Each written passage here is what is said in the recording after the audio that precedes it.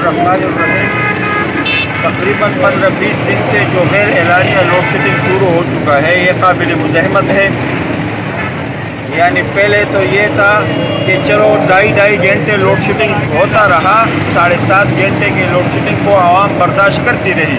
लेकिन अब load shedding ख़ास तौर पर मलक फीडर पर, मलक चौक फीडर पर, फ़कीर कॉलोनी, इस एरिया के साथ इतना जुल्म और ज़्यादती शुरू हो चुका है कि 12-12 घंटे, 14-14 घंटे गैर एलानिया लोड शेडिंग हो रही है। एक तरफ ये गर्मी है, दूसरी तरफ ये लोड शेडिंग। आखिर ये आवाम कहाँ जाए?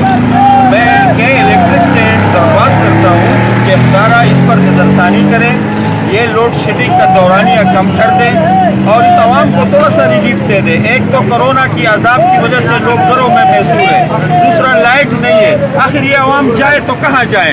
कितना जुल्म हो रहा है इस आवाम के साथ। तो दरख्वास्त करता हूँ कि इलेक्ट्रिक से कि अपना लोड शेडिंग का दौरानिया कम कर दें। आप लोड शेडिंग करें, लेकिन मुनासिब, जिस तरीके से पहले आप लोगों ने एक टाइम टेबल रखा था, उस टाइम टेबल पर आप अपना लोड शेडिंग करें।